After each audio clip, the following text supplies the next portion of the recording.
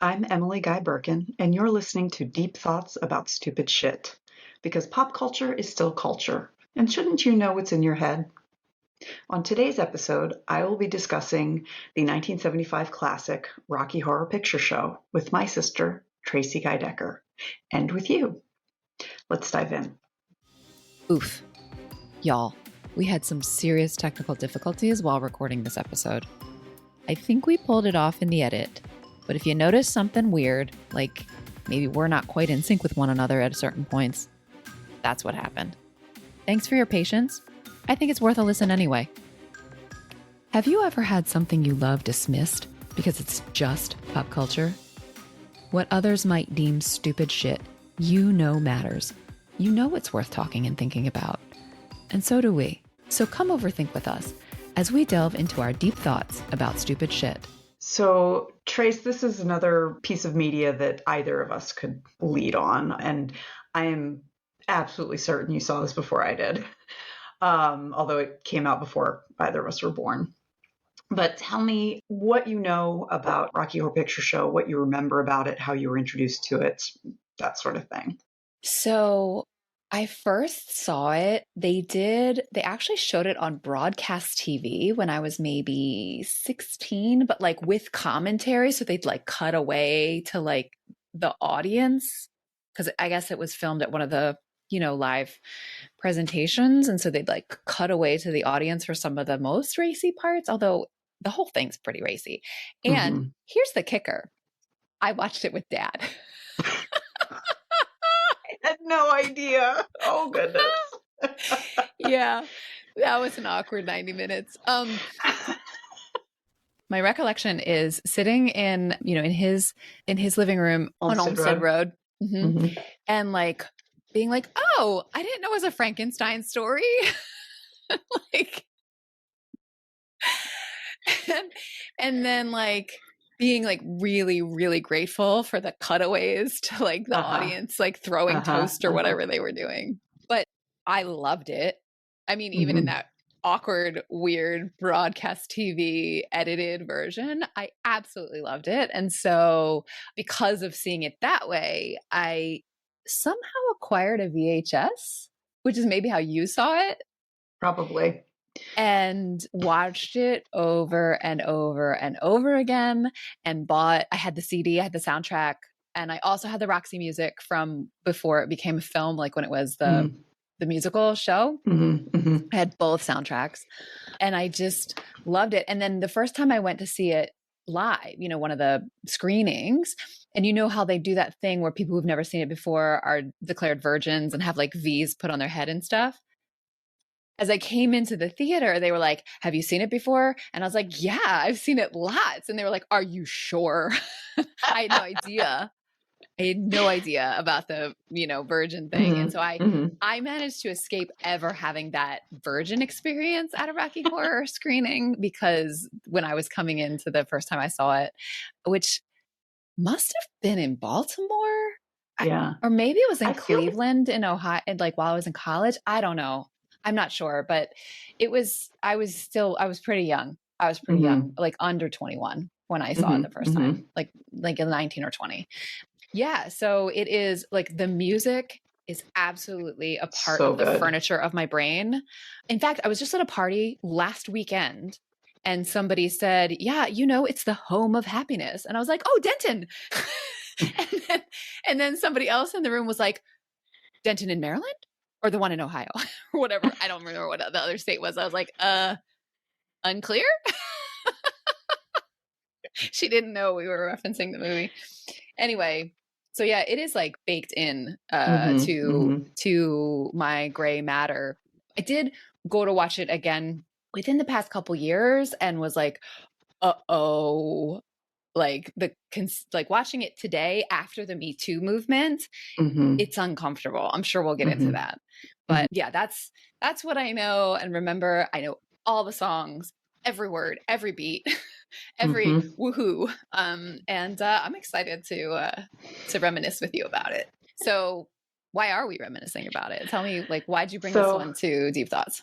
Like you, this movie is very much part of the furniture of my brain.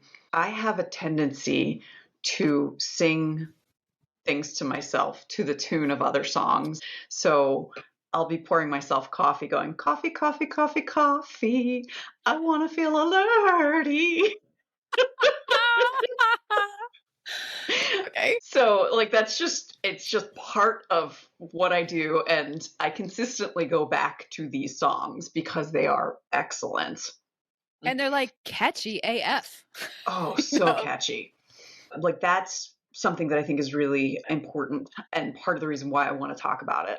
I was a sort of theater kid, and that's how I was introduced to the film. Actually, it wasn't exactly by you. I very vividly remember I was in the play my freshman year of high school, and we had some sort of like Halloween cast party, and someone played Time Warp, and I remember being like, "This is fantastic." And it was soon after that I saw the film. I think it was you had the VHS, and I was like, I heard that song. I want to watch that movie. Yeah, if you were a freshman in high school, then maybe I was a little older when the broadcast thing was. I don't know why you weren't there, that I was at Dad's house and you weren't there. Maybe you were performing in the play or something, or at a rehearsal. Maybe. The place that this film holds in LGBTQIA history is so important. And I actually feel a little underqualified, or a lot underqualified to talk about that. But I do want to talk about how you and I in high school felt perfectly comfortable saying we loved Rocky Horror Picture Show, which I think shows how far the world had come, even in the 90s, when my high school guy friends were so virulently homophobic, and like Friends was, the biggest sitcom on the air, was so homophobic.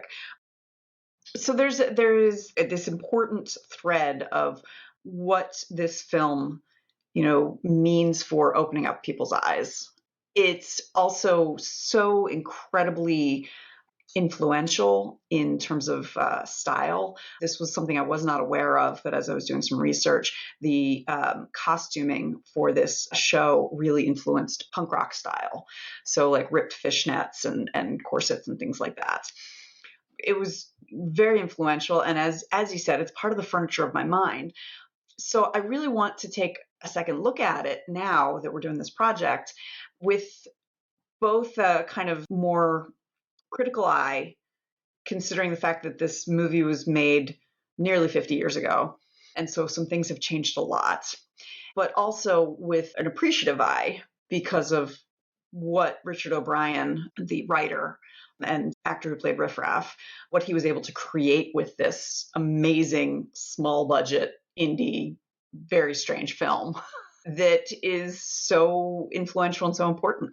So that's why we're talking about it today. Cool. So let's remind our listeners about the plot, such as there is one. So we start off with the lips, where the intro is a song about basically films and love for old science fiction films. And then we are introduced to Brad and Janet, who are at their friends Betty and Ralph's wedding. And Brad ends up singing a song to Janet where he proposes to her that he's in love with her, he wants to marry her, and they're going to go back to meet their old professor, Dr. Scott, who was where they met. It was in his science class. They head off to find Dr. Scott to tell him the good news about their engagement, but they get lost on the way. They take a wrong turning and they get a flat. And this is back in the bad old days when you didn't have a phone in your pocket. So they decide to go back to the castle they saw a little while back and see if there's a phone. The castle. Yeah. A random castle that they passed. So they get there. There's a whole bunch of very strange people there who are dancing and singing. Janet is freaked out and wants to leave. And then they are introduced to their host, Dr. Frankenfurter, who is played with scenery chewing perfection by Tim Curry, who is not dead, by the way. He is not dead. Who thought he was dead? At this party I was at when we started talking about Rocky Horror, someone was like, I was so sad when he died. And I was like, he's not dead. He's not dead. He is still alive, still chewing the scenery. So Frankenfurter invites them to stay the night, which basically tells them to stay the night. They are shivering cold because they were out in November rain to get to the castle. So he has his servants remove their clothes, so they're just in their underwear, and then they're given like bloodstained robes to wear. He invites them up to the lab to see his newest invention, which is Rocky, who is a muscle man who Frankenfurter has created. We learn that he created this man using half of the brain of his protege, Eddie, who bursts out of deep freeze, sings a pretty good song, and then is murdered by Frankenfurter before Frank and Rocky retire to the honeymoon suite. And it turns out that Eddie is Dr. Scott's nephew. Are you getting to that? I will, yes. Or did yes. Yeah. Oh, okay, sorry. So Brad and Janet are each shown to their own bedrooms. In the night, Frank comes to visit each one, pretending to be the other. And the term used in like describing it is he seduces them, but yeah, it is not okay. But there is a sexual something happens. After Frank has seduced both Janet and Brad, Janet is kind of wandering around the castle, feeling distraught about what is going on. Rocky has gone running off because he's been chased off by Riff Raff and Magenta. And Janet ends up back in the lab where she finds Rocky crying because he is frightened. He's been chased off by the dogs. And she starts to comfort him because he's hurt, and she has this realization like, oh, she is very attracted to him.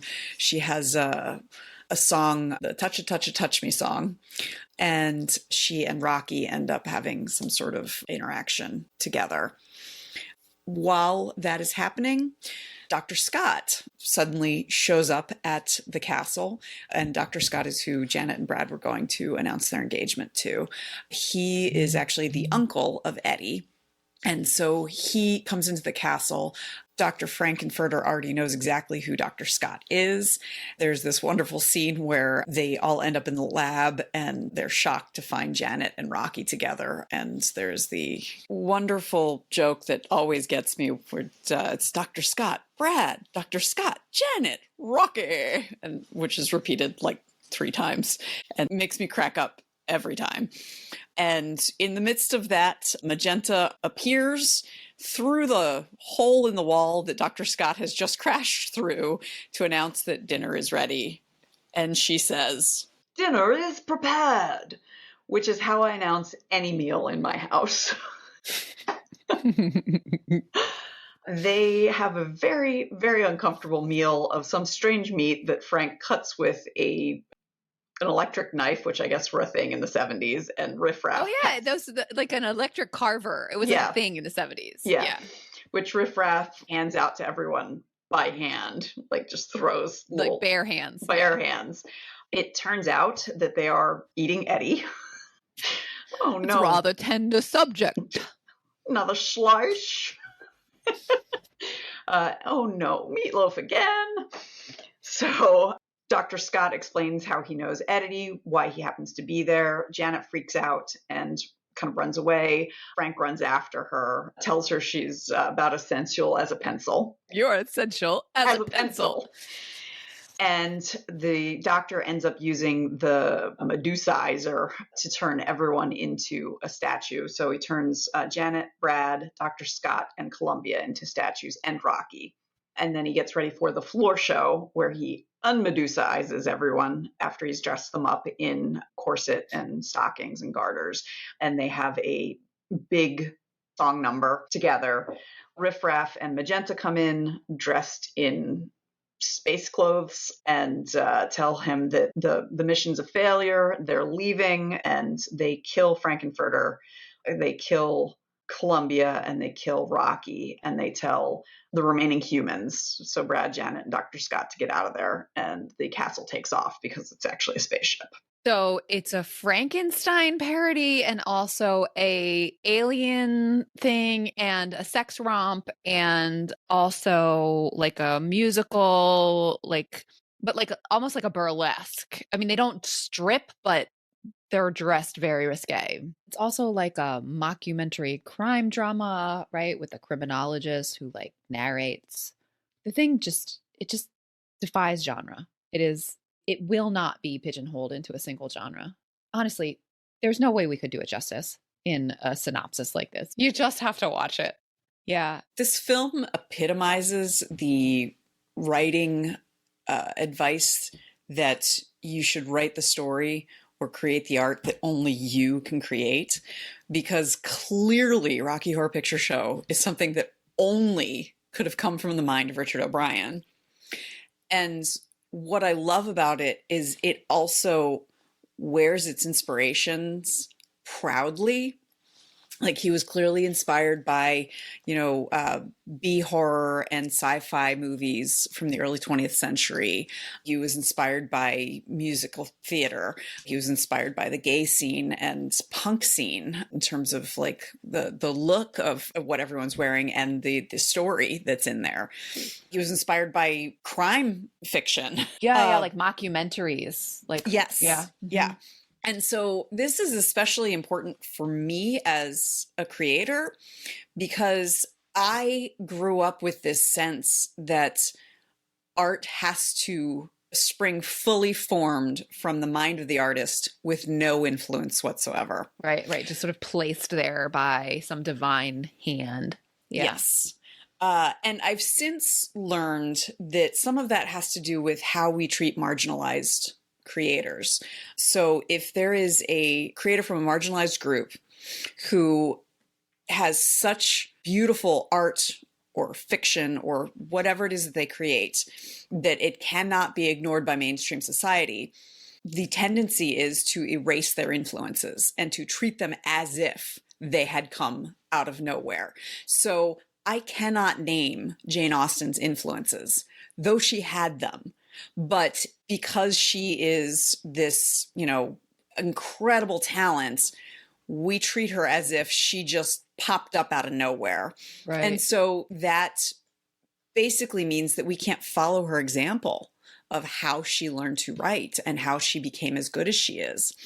And so that's the other aspect about this that I love, because queer creators are in a similar kind of situation where there's this sense that they kind of came out of nowhere rather than recognizing their influences. And Richard O'Brien, he doesn't just recognize his influences, he names them. Yeah. He names them all in that introductory song. Mm-hmm, mm-hmm. And we see them too in the action, right? Like the Rocky climbs the RKO tower carrying Frank. It's clearly a King Kong reference. Like it's and within the songs too, right? When one of Frank's songs, he sings, "Whatever happened to Fay Ray?" Fay Ray. Yeah. Right. So like actors are named, actors, actresses, characters are named throughout the film and in the different musical numbers and things. So yeah, there's no pretense about this being a fully formed, Athena stepping out of the mind of.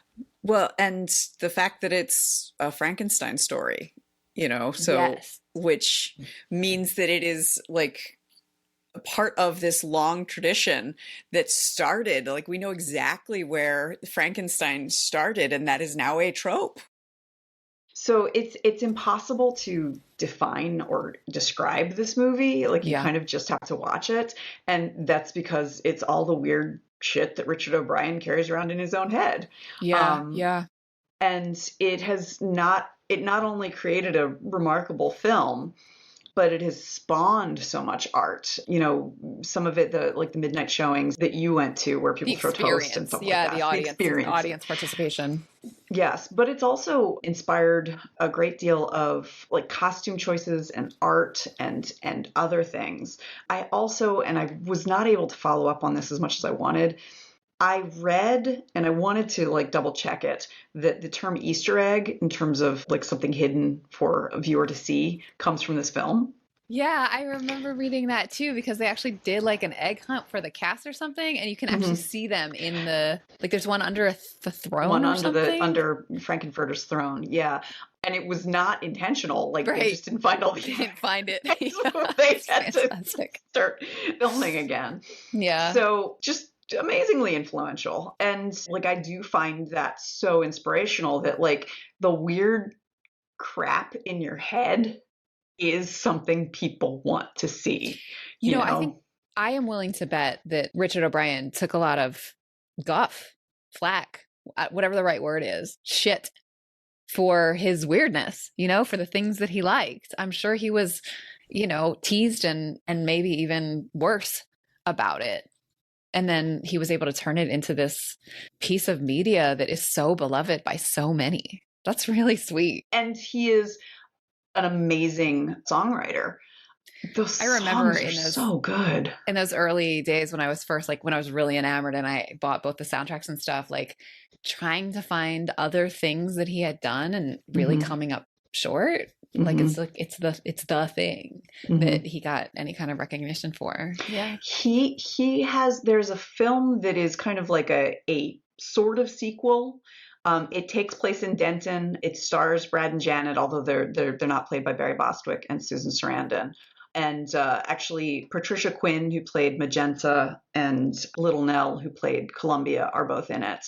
And it's actually a really, apparently, a very good satire of what we now have for reality TV, even though it came out in like 81 or 82. Hmm. Richard O'Brien was also an actor in the film Dark City, where he plays an alien. So Of he's course got he a type. does. Yeah. But I wonder if part of why you had trouble finding it is he got started in theater, and I Yeah. believe he probably continued to work in theater. It was also like the mid to late 90s, and I haven't looked since. And the Mhm. ways that we were able to search then are not like what they are now. So, Yeah. Didn't have a computer in your pocket. uh-uh. It's just phenomenal and fun. Like it is fun. So much fun. Yeah, and I've been listening to the soundtrack, even with my kids in the car. Although there have been a couple of things where I have to explain things. I'm like, I've not played Touch Me in front of the kids because that I'm like, I'm okay with defining transsexual and transvestite, but the I want to feel dirty, I'm not comfortable explaining to my children. Yeah. But it's also a product of its time. So let's start with the Bechdel test. Yeah. Barely passes. Barely passes. So we have 4 named female characters. We've got Janet, of course. There's Betty Monroe, who is now Mrs. Ralph Hapshat. Right. There's Columbia, who is the groupie, and Magenta, who is one of Frank's servants.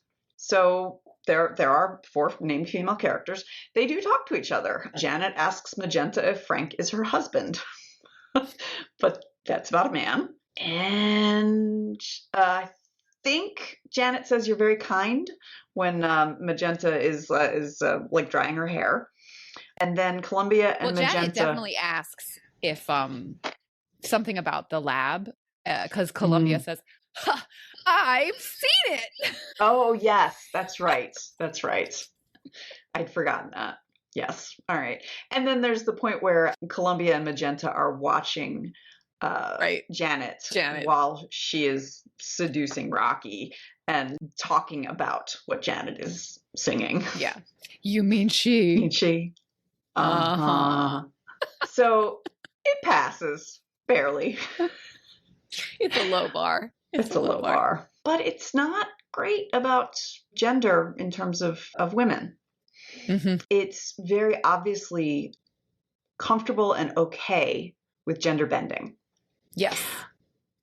From men, in any case. Although the unconventional conventionists are all dressed in like tuxedos and like masculine coded clothing, and they're not all cis men. Cis men. Yes, thank you. So there is some of that. And that's fantastic. Like Frank spends pretty much the entire movie in a corset and garters. Yeah.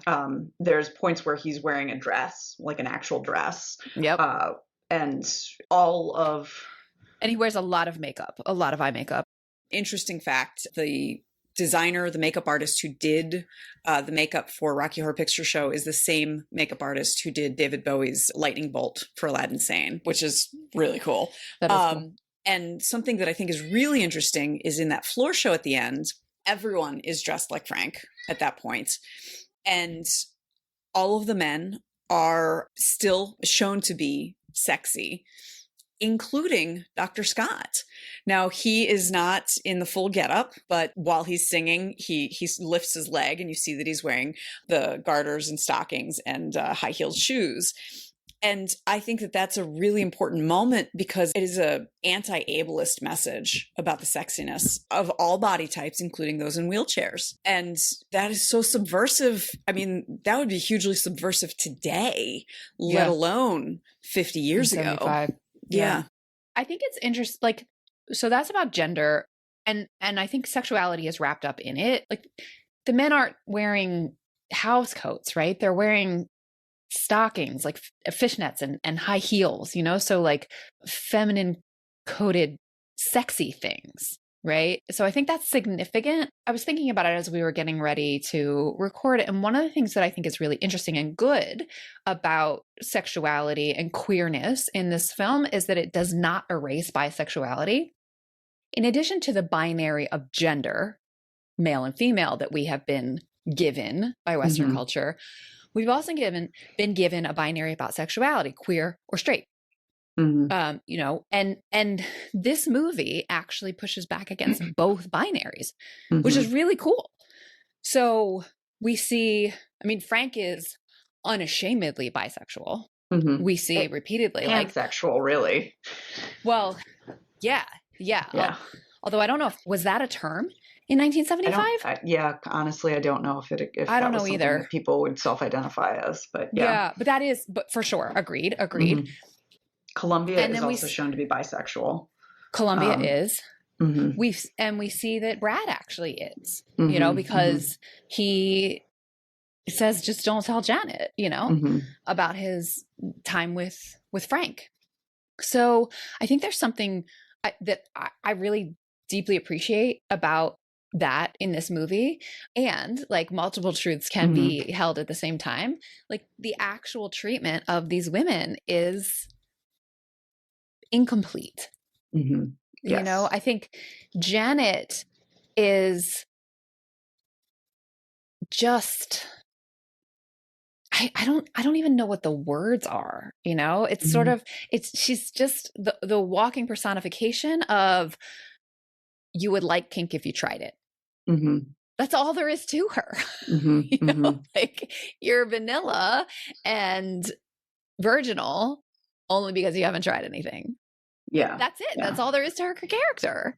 Yeah. That's not a character. I know that O'Brien, in writing this, was trying to lampoon the buttoned up, conservative, straight world. And one of the best indications of that to me is at the beginning when they're at Betty and Ralph's wedding, the getaway car, you know, they've got like just married on it, but on the side, it's like she got hers, just wait, tonight he'll get his. Yeah. And that is very much a like lampooning of the expectations of sex within heterosexual marriage. And that the wedding is for her, the ring is for her, and the sex is for him. And so I can appreciate the attempt to show that women can enjoy sex. Right. The attempt to show that Betty and Ralph just don't know better because that is the world that they live in. And if they were to rose tint their world, if they were to like stop by Frankenfurter's castle, they too would have an awakening. And there's two sides to that. On the one side, like, yes, I do think that aspect of straight culture needs to be lampooned. Yeah, it's so reductive. It's so deeply reductive that women give sex to get love and men give love to get sex. That is so reductive and gross, as if all humans don't need both. Or, I mean, sorry, I guess asexual folks. I actually don't. But as if everything's not on the table. We can't want and desire and give and receive love and sex and different iterations thereof, regardless of our gender. And, you know, that view of sexuality is like still alive and well in 2024. Oh, yes, absolutely. And so, like, absolutely, I appreciate that. The issue that I have with the way that Rocky Horror Picture Show shows it is that, like, Janet's not a fully formed character. Now, part of that's because no one in this film is a fully formed character. True. That is absolutely true. Yeah. Like, and they play up the, oh, what shall I do kind of aspect of her damsel in distress as just as much as they play up a, you know, life's cheap for that type, like for Brad. Right. Like, it's intentional. You're right. Yeah. But it also completely ignores consent. And completely ignores consent. And where it's a problem. Not only that, it does that old trope of kind of excusing the lack of consent by suggesting the victim of the deception and or assault enjoyed it. Yes. And therefore it's okay. The enjoyment justifies the lack of consent or the coercion or the deception. Like that's the sort of Revenge of the Nerds type, which is after this movie. But that trope of like, you know, if she enjoys the sex that she didn't fully consent to, then you're off the hook for having not received the consent in the first place. Yes. Yeah. And that doesn't fly in 2024. Yes. And, you know, I don't want to say to be fair because it's not fair. Continuous, enthusiastic vocal consent is sadly a relatively new concept. Yeah. Like in 1975, no means no was progressive. Yeah. So, like, I don't want to say to be fair to Richard O'Brien because that was never okay. To put it in context, though, but in context, yes. I also think that a woman writing this would have pulled on different levers. Yeah. But it's impossible to say. But someone who has existed in a female coded body, who also was as subversive as Richard O'Brien was. Maybe it's impossible to say. But it's impossible to say. Yeah, because you're right about none of them are fully formed. So my saying like Janet is not fully formed is like, yeah, so Trace.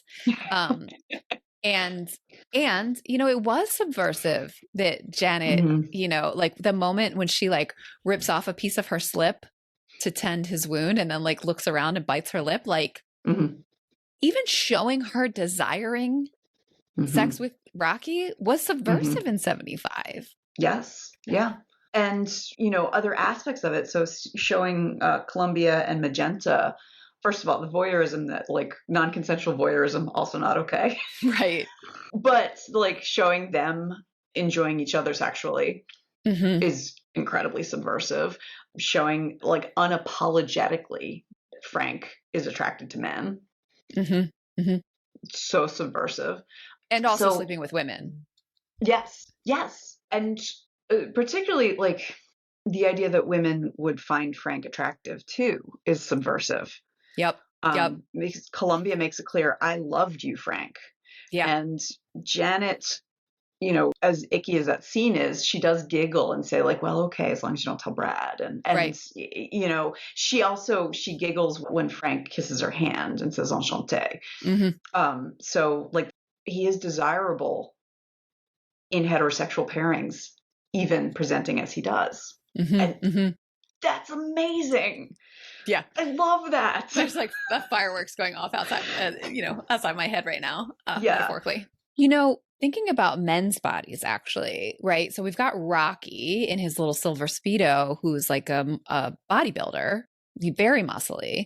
And then there's Meatloaf, who's small fat. And Brad, who's just slim. And then Frank is wiry in that sort of like androgynous way. So like we have a big diversity of male body types, all of whom are sexually desirable in one way or another. What's interesting is that there's this diversity of bodies that are sexy in men. You don't see it in the women. Now, one possibility, I know Richard O'Brien is queer. I do not know if he is a gay man or if he is bisexual, or I don't know. But it's entirely possible that this is like partially about, Richard O'Brien is, casting people he finds sexy, which is a diverse group of men. And then he's not particularly interested in women. Yeah, it's possible. It's possible. And, it's a lot to ask of 3 women, basically, particularly in 1975. Like these days, you have a hard enough time getting any kind of diversity of anything in a film, let alone body type. But the things to think about, what this says about sexuality, what this says about sexiness. Yeah, it is, talking about diversity too. We are talking about all white people. Mm-hmm. A couple of the unconventional conventionists are Black. Yeah, but they're they're extras. They're extras, yes. But yeah, everyone is white in this film. And that is something when they did a remake of it. Wait, they did a remake? Oh yeah, you don't remember this? No. They had Laverne Cox play Frankenfurter. What? How did I miss this? When? This was like 2013, 2014. It might have been right after you had your baby. Yeah. When, I wasn't. Yeah. Yeah, my kid was born in 2013. Yeah. Your kid was born in 2012. My kid was born in 2012. My kid was born in 2013. I have not seen the remake because I just can't. I can't. Even though I think it's important and amazing that they are trying to include more diversity into this important film. We've talked in this project about how it's easier to self-insert and feel resonance with media where there's protagonists who look like you or who share identities of some sort with you. So I really appreciate that, but I didn't even know it happened. Yeah. I am definitely going to seek it out. For whatever reason, I can't. Yeah. I totally get why you wouldn't, but I want to see it. And I think Laverne Cox's Frankenfurter is inspired casting. But I have such affection for this movie, despite its serious problems with consent. Yeah, those scenes in the identical rooms with the different filters, the same room but the different filters where Frank pretends to be Brad and Janet. I can't watch them now. The rest of the movie, those I'm scenes good with, are but those painful. Scenes, they're painful to watch. Yeah, with today's eyes, they really are. You were talking a little bit earlier about bi erasure. This film also kind of does ace erasure. Like, there's no sense that completely it's okay to be asexual and that's an important part of the rainbow. So the idea that you just need to try it and then it'll be great is upsetting. Yeah. It's an upsetting message to put in an otherwise very open kind of film. Yeah. Well, our listeners don't know, but we've had some multiple interruptions in this recording session. So I actually have no sense of how 10 long minutes, really. we've been talking. Really. But I wanted to ask, have we hit on the things that you wanted to make sure that you talked about this film? There's one thing I wanted to mention. Because of this film, I wrote a paper for my gym class about Charles Atlas. So when I was in high school, we had a gym requirements. For various scheduling reasons, I could not get into just a regular gym class. And so I was stuck in a weight training class with all of the wrestlers and football players. Wrestling was the big sport in my school. It was not fun. And the coach had this rule that like you couldn't get an A unless you did an extra credit report on weight training. And I was like, I do not want to do a report on weight training. So I convinced him to let me write a paper about Charles Atlas. That is so funny. Got my A. You know, one thing that I wanted to just quickly note, and we don't need to delve deep into it, but I feel like it should be mentioned, is that drug culture and drug use was much more prevalent in the Broadway or the stage version of the show than in the movie, although it's there. Well, I thought you were there are little references to it. They're less overt. And Eddie, one of the things that Dr. Scott says that Eddie did wrong was that he shooted up junk. And that's what made him a punk, was that he was a drug user. One of the things. He also liked rock and roll, porn, and the motorbike. So it's not just the drugs. And I don't actually have anything like super insightful to say, but I just want to name it as another plane of subversion in terms of being subversive of contemporary mainstream culture that O'Brien was tapping into with his mashup. I feel like we can't talk about Rocky Horror without at least acknowledging that was a piece of it. For people who are better versed in 20th century music, there is also, and I'm going to link to this in the show notes because I don't feel confident talking about it because I don't know enough about it. But this film can also be kind of be an allegory for musical transition between like 50s and 60s rock and roll to like the 70s glam rock. Talking about Eddie, he had a certain naive charm, but no muscle. And there was in this article that I'll link, they were talking about how like that is kind of the difference between musicians in the 50s and 60s were just musicians, whereas glam rockers were personas. So they had to have muscle or something to show, basically, in addition to their music. And I found it really fascinating, but kind of went over my head just because I don't know musical history that well. But I found that really, really fascinating. Okay. I'm going to do my best to synthesize or at least reflect back some of the things that we've talked about. Again, we had so many interruptions. Like, please, like, fill in for me.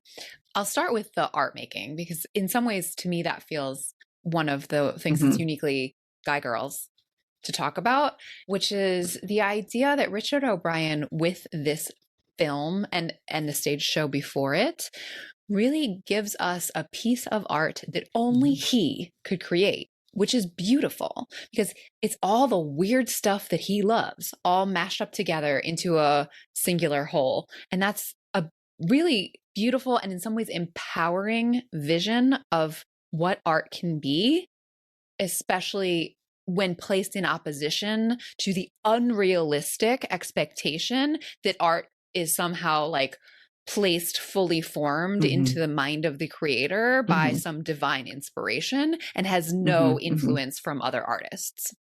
We also talked about the power of this film in terms of how beloved and embracing is the word I want to use, and just like fun and celebratory it is for members of the LGBTQ community for so long, and the way that its reception we can sort of track greater acceptance in mainstream culture of LGBTQ culture, insofar as you and I were able to be vocally Rocky Horror Picture Show fans in the mid to late 90s as cis, straight-ish female high school students and college students, in my case. We cannot escape the fact that our understanding of what is acceptable when it comes to consent has changed drastically and dramatically since this film was made. And this film just does not stand up to today's standards when it comes to consent. It just doesn't. It does beautifully, in fun ways, push back against both the gender binary and the sexuality binary, both the gender binary of male, female, and the sexuality binary of queer or straight. Let me see. The music is fantastic. Catchy AF. What else. Not a lot of racial or ethnic diversity in the cast, but there is some body type diversity, at least among the male presenting characters, in a way that feels actually like body positivity. Not only Meatloaf, Eddie as a fat bodied and still sexy individual, but also Dr. Scott as a disabled person who still is given the chance to have, you know, at least a moment of acknowledging some sexuality and sexiness. Yeah. Oh, I love him singing with that weird German accent. Like, why is he German? His name is Everett Scott.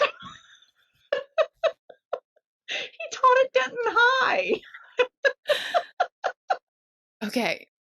Oh, you pointed out the fact that O'Brien was lampooning sort of straight-laced, conservative, mainstream, heterosexual culture, and the notion that the way I phrased it was that men give love to get sex and women give sex to get love.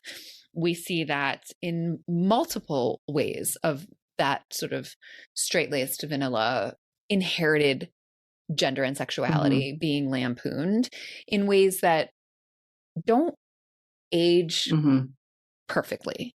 Not quite as bad as the consent thing, but not great. What am I forgetting, Em? What do you want to make sure that you lift up in the highlights reel here at the end? Gosh, just how fun this movie is, like how much fun it seems like the people had making it. I mean, even the fact that, you know, the term Easter egg comes from it because they had an Easter egg hunt while they were making this film. It doesn't take itself too seriously, which is wonderful. I mean, that's part of the reason why it's beloved. You know, like people don't like pretension. So, and Richard O'Brien had no pretenses. He was making the weird, funny, hilarious, queer, sexy thing he wanted to watch. And that's wonderful. Like that's really lovely.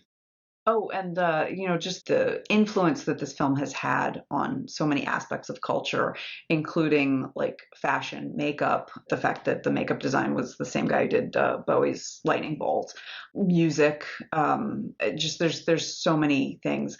I also really want to like just take a moment to appreciate the fact that Mary Wollstonecraft Shelley wrote a scary story, like because it was raining one day. And 80 years later, this kind of like, I love that. Like, it's so That's cool. pretty freaking cool. And so like one of the things I tell my kids, and I think is really important to remember, is you have no control over your legacy. And in some ways that can be worrisome or scary, and in some ways that is so wonderful.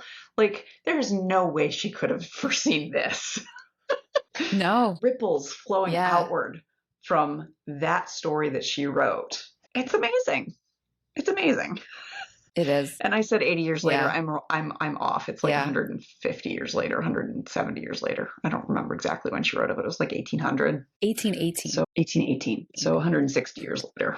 Twice what I said. Yeah, twice what you said. I was off. I mean, that's a remarkable. 160 years later, you know, this like story that she was telling her friends just to scare them one night now has had this kind like, and that's like so many iterations down, right? Because probably Richard O'Brien had read the novel before he wrote this, but that's not what he was actually like feeding on. He was feeding on the interpretations.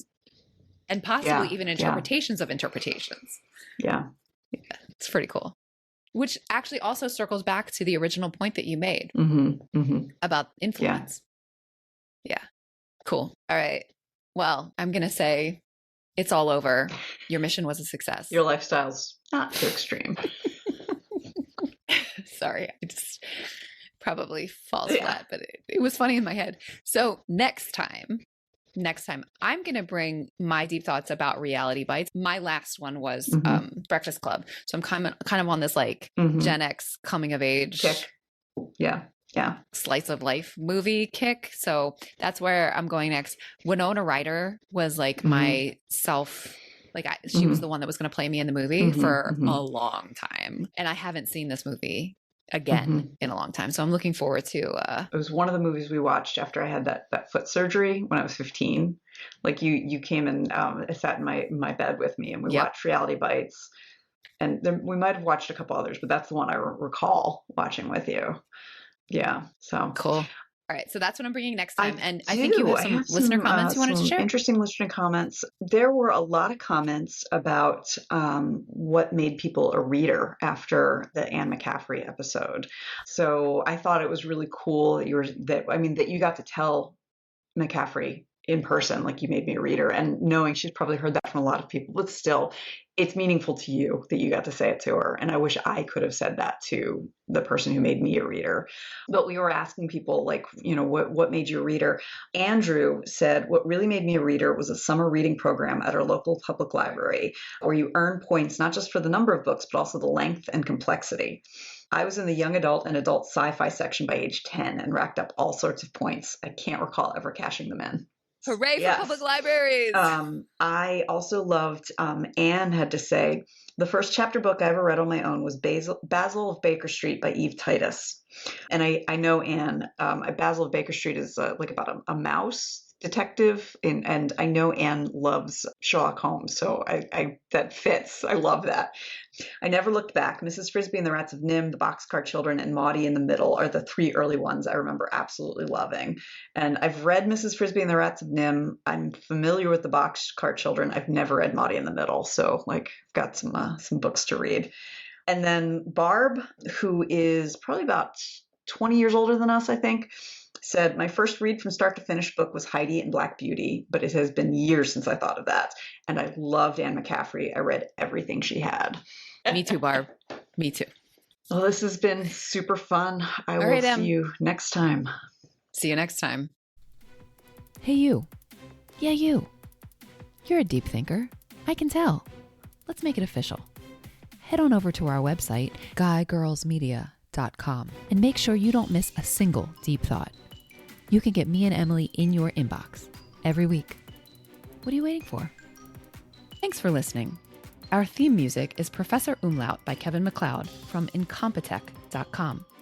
Find full music credits in the show notes. Until next time, remember, pop culture is still culture. And shouldn't you know what's in your head?